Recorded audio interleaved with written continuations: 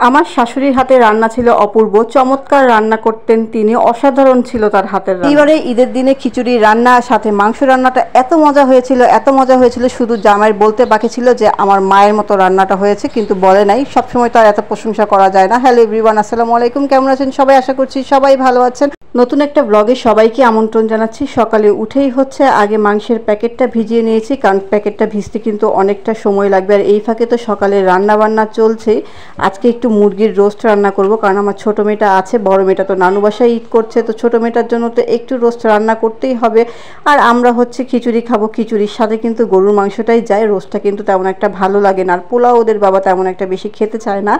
তো আজকে রান্না করছি আর চিন্তা করছি যে খিচুড়িটা কিভাবে হবে। আমার কোনো রকমই হচ্ছে নিজের হাতে খিচুড়ি ভালো লাগে না, তো আমি হচ্ছে মোটা চালের খিচুড়িটা রান্না করব। আম্মু অনেক দিন আগে হচ্ছে মানে রোজার ঈদের সময় আমাকে লাল চাল দিয়েছিল, আমার সেটা মনেই ছিল না, আমি যে রেখে দিয়েছি। এখন একটু বের করে দেখেছি একটু পোকা পোকা ধরেছে, কিন্তু খুব বেশি পোকা না, 2-3টা ছিল, তো সেটা আবার বেছেই হচ্ছে আমি রেখে দিয়েছিলাম। তো আজকে আবার সেটাকে বের করে এখন হচ্ছে সেটা দিয়ে খিচুড়ি রান্না করব। এই খিচুড়িটা কিন্তু আমার মানে ঈদের সময় প্রত্যেকবার খিচুড়িটা কিন্তু আমার শাশুড়ির হাতে অনেক মজা হয়। কোনো বাড়ি হচ্ছে আমার হাজব্যান্ড সেরকমভাবে প্রশংসা করেন আমি খিচুড়ি রান্না করলে, এই ফার্স্ট এত বেশি প্রশংসা করছে। আর এই ফার্স্ট আমার নিজের হাতের খিচুড়ি আমার এতটা ভালো লেগেছে। সব সময় হচ্ছে মাংসের জন্যই খিচুড়ি ভালো লাগে, কিন্তু এইবার হচ্ছে খিচুড়িটা শুধু খেতেই ভালো লাগছে। মানে মনে হচ্ছিল যে আমার শাশুড়ির হাতের খিচুড়িটা সেম টু সেম এরকমই হয়, মানে কাছাকাছি কিছুটা হলেও হয়। ওনার মতো তো আর রান্না করা সম্ভব না, কারণ ওনার হাতের স্পেশাল খিচুড়ি ছিল। সবাই বলতো যে আম্মার হাতের খিচুড়ি খাবো, আমার হাতের খিচুড়ি অনেক মজা হয়। তো আজকেই তো খিচুড়িটা আমি একটু বাগার দিয়ে রান্না করছি।